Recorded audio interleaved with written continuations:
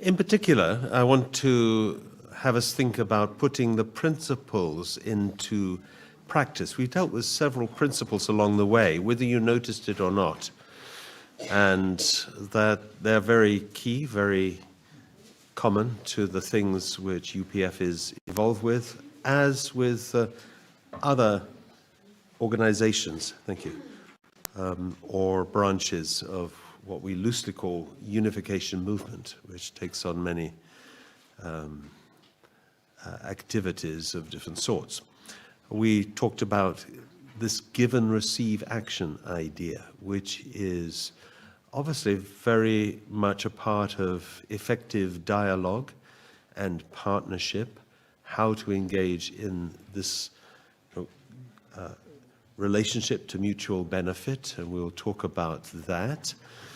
We mentioned sacrifice and service, which is very necessary when it comes to seeking reconciliation and having a right mind about that. We talked about the heart of God and the heart of a parent to bring new levels of working unity.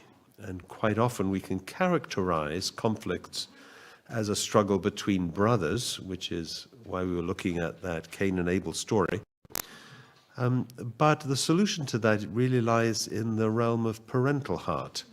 You know, a parent has naturally to love both children if there are two brothers at war with each other. And it grieves their heart to have that situation, but they're not going to simply side with one and reject the other, or kick one out in that sense. A parental heart actually is also not a matter of endurance, it's a matter of bringing a solution, a higher perspective, if you like, to look down on the situation. And then there's a principle of loving one's enemy, or even loving the unlovable, and be able to embrace that depth of love. I do commend to you this little book. Is there anybody here who hasn't read it? Put your hand up. All right, we could find you one, I'm sure. So please tackle Robin Marsh until you get one, or Margaret until you get one. It's called As a Peace-Loving Global Citizen. Some people call it Father Moon's autobiography. I'm not so comfortable with that title myself. It doesn't say it on the cover. For me, it's more like life lessons. They're stories from his life. Each chapter is a little story from childhood onwards. And each one has some lesson that you can learn, but it's rooted in his experience. It's not like everything he did or chronology or this or that. No, it's life lessons.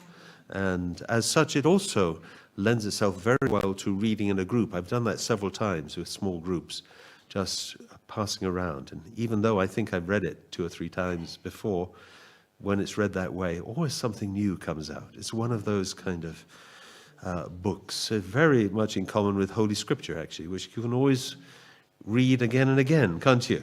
Which is an extraordinary fact of Holy Scripture. Of whatever tradition, I think you can always read and gain something. You go away, you come back, and you see something you didn't see before. Father Moon himself had a major encounter with the spirit of the risen Jesus. When he was young, he was kind of family moved into kind of Christian circles when he was around 11 years old. So coming from a more Oriental background, and Christianity relatively new in Korea, but he was very moved by it, became a local Sunday school teacher for younger people, was apparently a great storyteller. But when he was 15, on an Easter Sunday morning, he was praying all night on a mountain behind his home. So already from that, a rather unusual child. But he was praying, and with tears, Jesus appeared to him. And he had a profound encounter that he talks about in this little book that I showed you. So I'll leave you those stories to read about his actual spiritual experiences, which began at that moment and continued throughout his life. He was a person who was, we say, very spiritually open, so he could see and travel on occasion in the spiritual realm that, of course, is common to religion. Its existence is kind of recognized, and in some traditions, it's rather discouraged to talk about it or pursue about it. And indeed, in most of his speeches, he doesn't talk about his own experiences, which I think is quite telling, actually. He'd never used it as a kind of way of attracting people to himself, but rather it informed his understanding of how to work and how to apply spiritual principles in the goals and activities that he was engaged in and encouraging others to do. So we have many stories that relate to that, whereby it seemed almost like he was asking us to do impossible things, or you wondered why we have to do that. But the answer came clear afterwards, because he knew a lot more than we did about the reality of the spiritual realm. In his early life, he went through quite a number of harrowing prison experiences, both in Japan, which was the country dominating Korea from for that period, really, and he suffered also in Korea, what is now North Korea, what was South Korea.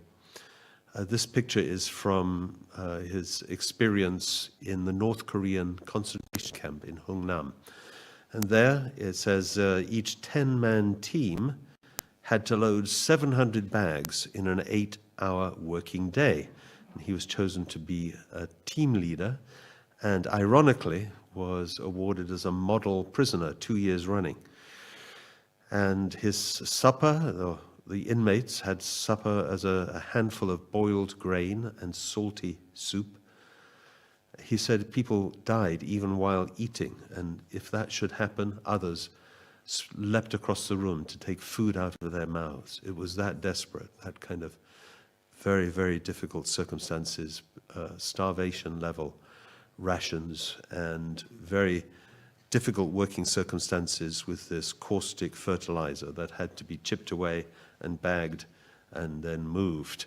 And they would do this endlessly. Occasionally they would have sessions where they had to recite and respond to readings from the communist ideology. He refused to do that. He refused to assent to that, and received extra punishment because of that. And he was in an environment where he could not directly talk about his beliefs or mention his relationship to God, which is very real. But even so, he gained in that prison like 12 followers, quite extraordinarily. People who just felt to come and stand in front of him and ask him questions, or who felt or were told in dreams about who he was and how they should talk to him. So even without being able to use the words, he was gathering followers there. When he was eventually freed and worked his way down to the southern tip of Korea, where a lot of refugees were going in their thousands, he went with an earliest follower, Won Pilkin, and the help of a bicycle. And they carried a man he'd been in prison with, who had his legs broken, and they put him on the bicycle and carried him all the way down. It's about a 500-mile journey across rough terrain. And when he was there were no buildings available or no means to rent or buy, so he built this shack himself using army ration boxes and mud to make bricks. So this was very small. He said you could lie down diagonally inside this, and even under the floor was the sound of rushing water. There was some drain or river underground. And that was how he started. So we proudly think of this as a kind of first unification church that he started. That was 1951, and the site is still a kind of little museum there if you go. So his prison experience, including that in the concentration camp, where incidentally people were sent with a life expectancy of 6 months, that they would be worked to death, but he survived for 2 years and 8 months. And he did that through his extraordinary spiritual discipline.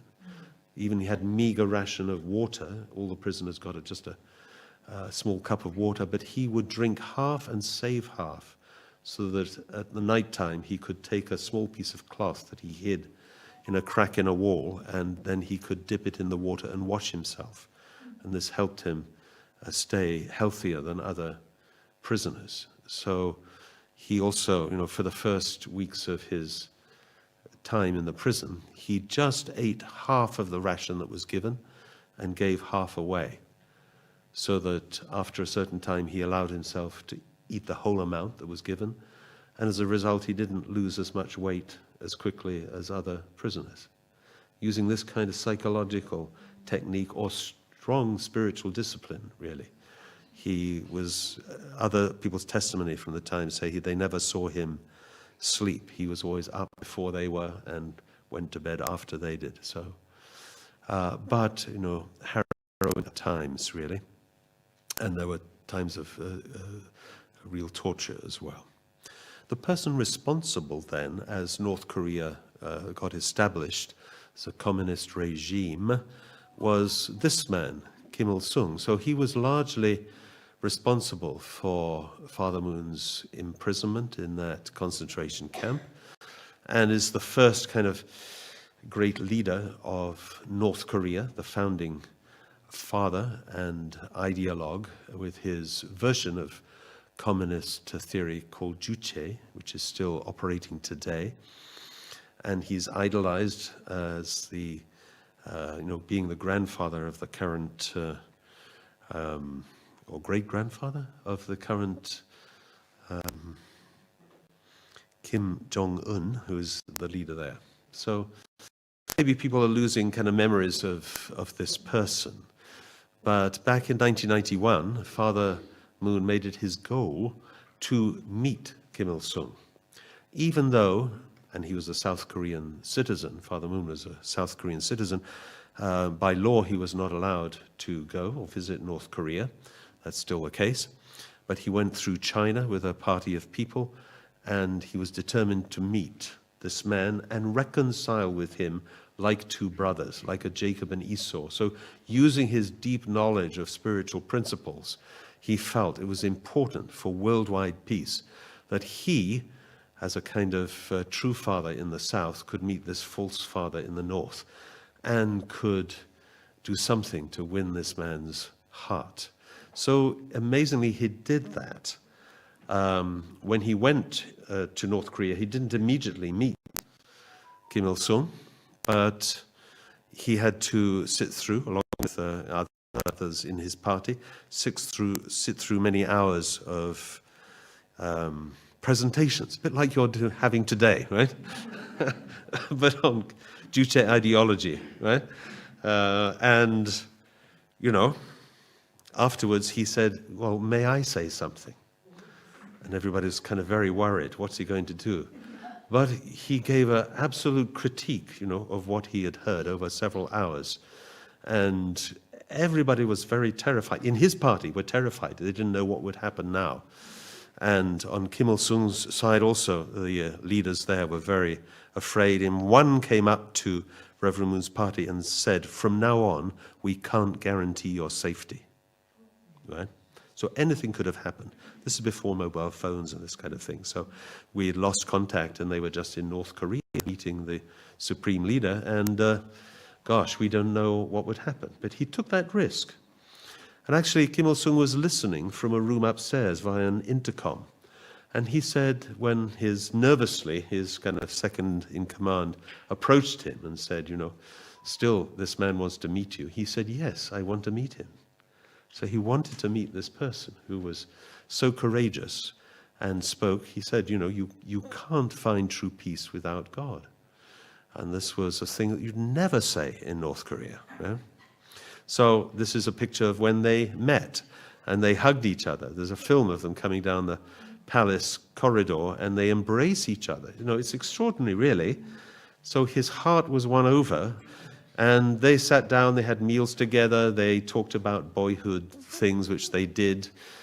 And, you know, there was a friendship which was started. At the same time, you know, Father Moon not being under any illusion, this is a man who's responsible for the deaths of thousands of people, you know. He's a really nasty piece of work. But this was his approach to peace. We have to reconcile. And these two nations, North Korea and South Korea, are like Cain and Abel. They have to be reunited under this more parental approach and parental philosophy. So everything that he did was tied in with the ideas and springing from the ideas that I have shared with you. As we mentioned before, Godism or parentism. If I mention just 7 points about this kind of approach to peacemaking, it's a God-centered vision, so true peace is achievable only through understanding God's original design for humanity, and we are clearly created to live as one global family, with each person reflecting God's love and God's nature. Secondly, is to do with true love and a parental heart. That means selfless, sacrificial love for others. We have to transcend selfishness, which is the root of conflict, and we've studied that today. Work for the unity of all people. That's a world without barriers of race, nationality, or religion. And we have to seek reconciliation and unification centered on universal values and shared principles.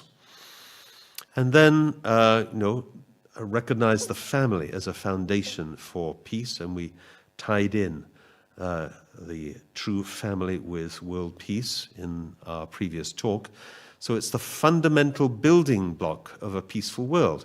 God-centered families can nurture individuals that are capable of loving others and contributing to peace in society.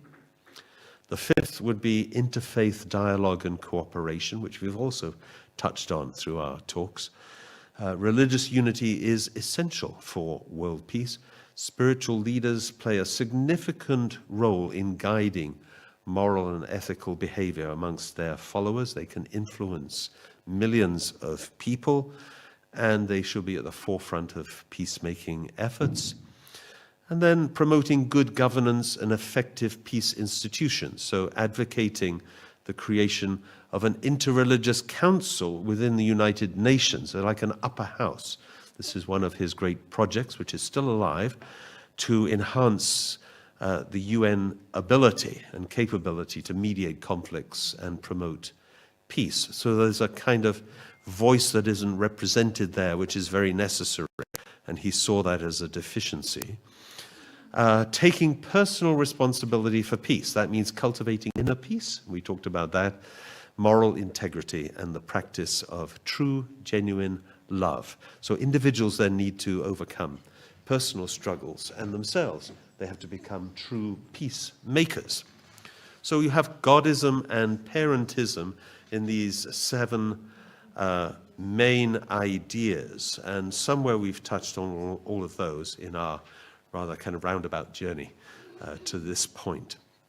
Universal Peace Federation, of course, was founded in 2005. Well, 21 years ago, right? So it's surprisingly young, actually, but it grew out of many projects and activities of great worthiness, which he had started already under different names. So it was a kind of coming together of many projects which had been exercised separately, and now they were under the banner of UPF. And to announce that and proclaim that, both he and separately Mrs. Moon did worldwide tours, many arduous speaking tours, which gave them so many locations in different nations. You'll know from your familiarity with UPF that it's involved in interfaith peace building. It's concerned and supporting the United Nations and is working in that area of NGO relations and, great shout out to both Robin and Margaret for their extraordinary work, which they're doing, along with the help of key ambassadors for peace. Strengthening marriage and family, this was very much a part of UPF's mandate, but also the mission or calling of Father and Mother Moon in their religious role. Also, peace and security questions and service and the culture of peace. And finally, we have the Peace Road, which is an interesting project prior to building an international peace highway, and that might have been touched on in the film, I think. So if I just give some little illustration to some of these projects or these areas, interfaith peace building, it was at its most visually prominent, probably, at the time of the Middle East peace initiatives, where we brought people from all different walks of life and religious backgrounds to the center of this spiritual center of Jerusalem, and went to other places in like Bethlehem and other places in the surrounding countries, and we really could be a presence for peace, not taking sides, but listening to all sides in that conflict. It's become more difficult since to do that, but I'm personally convinced that foundation still remains, and it won't be eroded, because it's amazing how many people in a situation like that want to get on with their brothers. They want peace. They want to see an end to fighting and conflict, and they're not the kind of people with rigid ideas that want to pursue their own agendas. There's ordinary people in every conflict situation. Also, a project in this area was to develop world scripture. You saw quite a few interreligious quotes from me today. You'll find almost all of them in this volume that Father Moon commissioned, a comparative anthology of sacred texts. Actually, the volume 2 is even more, or edition 2 is even more impressive, and point by point in themes that occur in the spiritual life, compares Father Moon's teaching and also religious traditions from all different walks of life and all different backgrounds. So quite amazing. Also, interfaith work is a big feature in the great city of Birmingham. So I've been invited there quite a few times to give seminars and also to participate in some of the events and be an audience member in meetings in the Al-Mahdi Institute, for example. Great work that's being done there. Thank you, David and Patricia. It really never ceases to amaze, really. And, wonderful people who are dedicated to peace and to building these bridges between traditions and religious paths. So many of those involved ambassadors for peace. You are already a peacemaker, I would say, if you are here. And you can join, eventually, if you haven't already, the international network of ambassadors for peace. It's a very loose network, really, but it does create just that, this kind of connection between like-minded people, and it's where we can assist each other with our ongoing projects and our community involvement, and be a voice and a presence for peace in our communities and our society.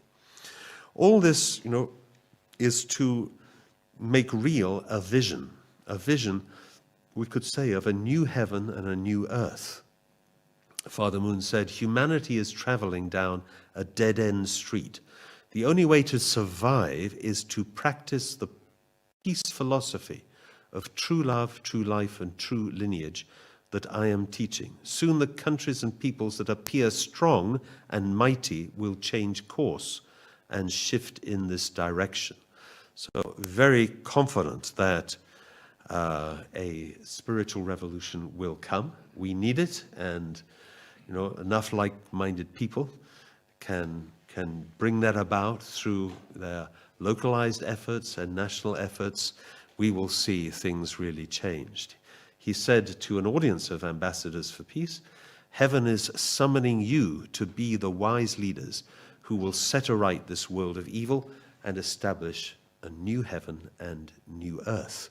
Of course, some biblical overtones there as well. But he took this very literally, and UPF does. We have to change this world. We have to make a better world with our own hands. It's not going to come by some supernatural means. We have to do that, but that doesn't mean that God is not helping. We are inviting and seeking God's help, which will surely be there. It's back to that kind of 95%, 5% idea. Everybody with me? Wonderful. So the next topic is United Nations and NGO relations, and I touched on that. So interfaith and the United Nations, this council was proposed back in 2000, a kind of fitting year for proposing this. And it got officially kind of promoted, I think, by Philippines and introduced onto the agenda there. So hopefully things can move in that direction. UPF does have an office in the UN, and we do honor UN days. I'm sure anybody been to one of those celebrations? It's always nice to come, and I believe that staff always send reports to the UN of what we are doing, and that is also enabling us to maintain our special status, our general consultative status with the UN, which is not a common thing. That's really an achievement. Strengthening marriage and family is this other major area, and they've promoted Family Day in America, and I think they have that accepted now, and with the United Nations Office of the Family. There's an extraordinary number of UN days, right? And some of you wonder how they got there. There's a UN Day of Pirates or something. And potatoes. Anyway, these things are important, right? Family Federation is a kind of sister organization to UPF, and is working in the more religious area, especially with our kind of spiritual education and marriage preparation and marriage blessings, this kind of area. A Family Federation for World Peace. Again, it's open to people of all faiths. And that was launched here in Washington, but Mother Moon has continued this work, including the work of blessing couples. This is taking place in what is the largest football stadium in South Africa. And amazing rally of people there where you see white dots. Those are white wedding dresses, right? So here, either people reaffirming their wedding vows, which is very important, and seeking God's blessing on their renewed vows, or it's their wedding day. They've waited for this day to be blessed in marriage with many other people here and through satellite with many other locations around the world. So this is a tradition. I'm sure you've heard about it, right? In times, yes, now regularly once a year. And next one is coming up on the May the 2nd in Korea. We have our own stadium there, and which can be used, which is very helpful. And yes, it's somewhere. It gives a certain notoriety. Is that the right word? To the unification movement. I mean, sometimes I've been sat in the barber's chair, and you know how they go on with about, where do you go for your holidays or this kind of thing. Well, I don't have holidays, to be honest. Not much conversation there. But no, I jest, of course. But I get to talking about my work with the unification movement. And I say things like, well, do you know Reverend Moon? And I said, no, haven't heard of him. Do you know unification movement? No. Did you hear about the mass weddings? Oh, right? That's a good point, right? They may not know why or what's the reason or what's the experience. I say, I was in one of those with 274 other couples in Madison Square Garden, where they have boxing matches, kind of symbolic, right? But, ask me any questions you want. And they're very fascinated to hear, That wasn't, it was a long time preparing for that, actually, my wife and myself. So we're very proud to have been part of that blessing ceremony along with others, right? Very meaningful to be sharing it with your friends and alumni from that blessing. Wonderful. So here's an interfaith peace blessing at the Arya Samaj in Birmingham. Wonderful. So it shows that it's beyond, any one religion or denomination or religious group. It's actually involving everybody to reaffirm our commitment to marriage and family. How precious is that, right? And people willing to do that together. Here's another one. Interfaith peace blessing at a church in Birmingham. There we go. Right, that's wonderful. So a church is opening its doors to people of all different faiths to celebrate marriage and renew their marriage vows. Yeah, this is important work, actually. It sounds simple, but it's not simple at all. There's a lot behind this, right? And bringing people to the point where they feel they want to do that and they gain something really very precious from it. So you too, when the next one is available, you're certainly invited to receive the marriage blessing, or if you have a large group of... All right. Yeah, tell us about that afterwards. Fantastic, you see. The work never stops. In the area of peace and security, probably the largest meeting we had was right on the cusp of the outbreak of COVID in 2020, Summit 2020. It brought maybe over 5,000 people from outside of Korea, maybe 6,000 people in total, to a massive conference several days long. It was extraordinary event in terms of organization and the presence of many current and former leaders from around the world, which is very unusual for an NGO. They just don't do it normally. But this was a great, great achievement of Mother Moon, actually, 2020. If one person at that conference had been proved positive for COVID, everything would have been shut down.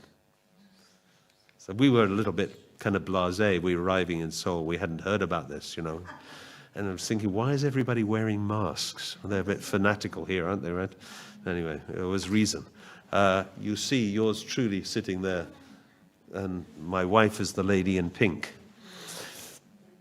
So we could be part of that, which is wonderful. In her special remarks, Mother Moon said, I wish that the World Summit 2020 can be the leading role to save the world and realize the kingdom of heaven on earth.